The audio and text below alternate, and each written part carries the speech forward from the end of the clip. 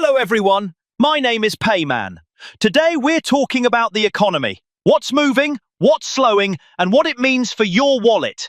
No delays, no confusion. Let's get straight into it. All right, folks, let's kick things off with the economy. Big move from the Fed yesterday. They cut interest rates by a quarter point, down to a range of 4.00 to 4.25%. Now, why did they do this? Simple. Jobs are slowing, unemployment is climbing, and the Fed is trying to ease the pressure. But here's the tricky part.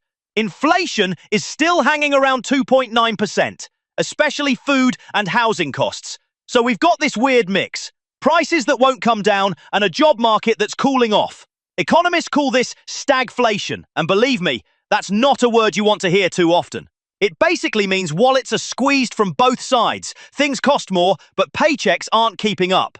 That's the economic reality many Americans are waking up to this morning.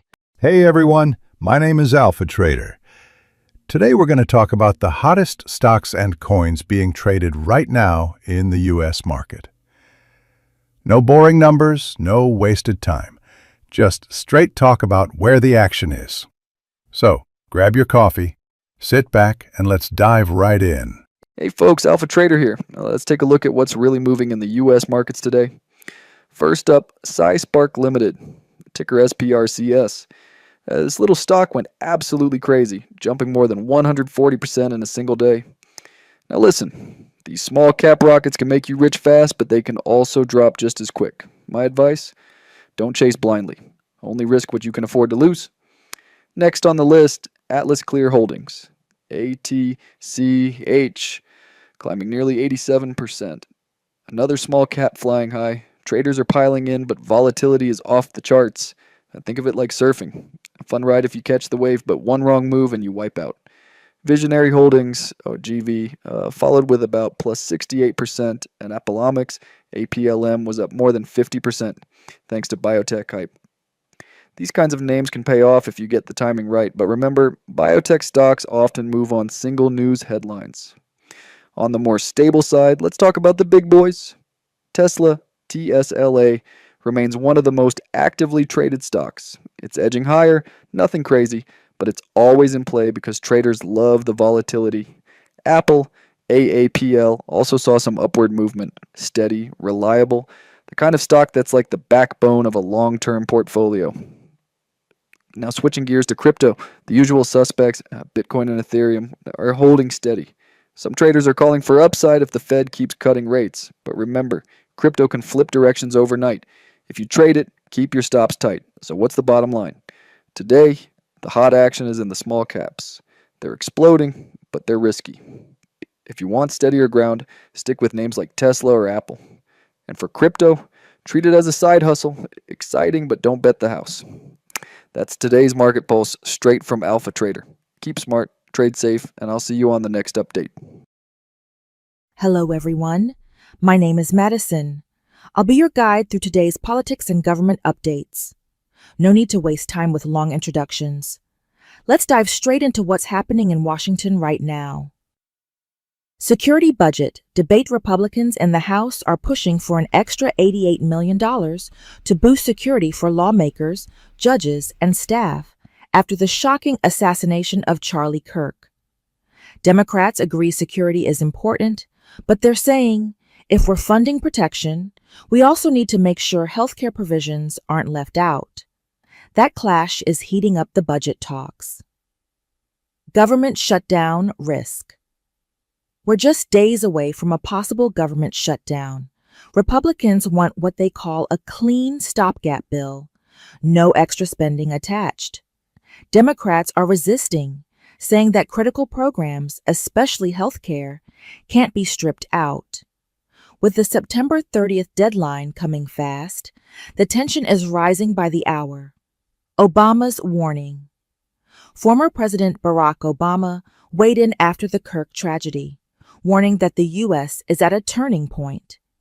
He says rising political violence and divisive rhetoric are weakening democratic norms. That's a sobering reminder from someone who's been at the top. Hi, friends. My name is Shali. I'm here to share the latest news about schools, teachers, and students just like us across the United States. Think of me as your classmate who brings the news, simple, fun, and easy to understand. So grab your backpack because together we're going to learn what's new in education today. What's new in education? The U.S. Department of Education just brought back something called EdFlex. Essentially, it lets states skip some federal rules for schools so they can try new things locally. This could mean more freedom for your school's classes and possibly better resources. But it's also controversial because some people worry schools will lose important protections. The Times of India. There's also a push to boost civics education. That means more classes or events about U.S. government, history, how democracy works. Kind of helpful if you want to understand what's going on in the world and how you fit into it. The Washington Post. In New York, a new policy bans phones in K-12 and charter schools during class. Teachers and many students say this has improved focus in class and reduced distractions. Some students disagree, though, especially when it comes to emergencies or staying in touch with family. New York Post. Oh, and test scores aren't looking great lately. According to a national report, reading and math scores in high schools have dropped to levels we haven't seen in over 20 years. Only around 33% of 12th graders are considered ready for college-level math. So if you're studying hard, you're not alone. My thoughts. If I'm being honest, giving students more voice in how schools run is super important. EdFlex could help with that. But schools have to make sure that skipping those rules doesn't drop the quality. And about phones, I get both sides. Less distraction is good, but students should always feel safe and connected. As for test scores, yeah, it's worrying, but it also means there's a real chance to improve. Tutors, group study, focused practice, that stuff matters.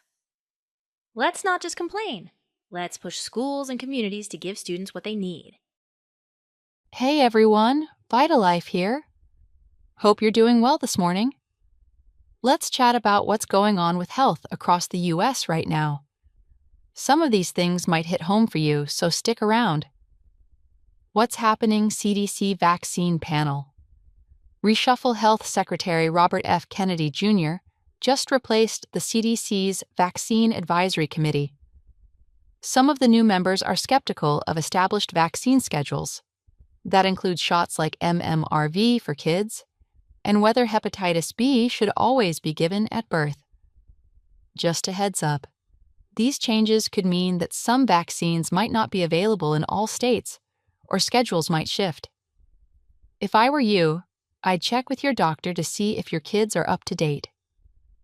West Coast states launch new guidance. California, Oregon, Washington, and Hawaii have gone ahead with their own health guidance beyond what the federal government says.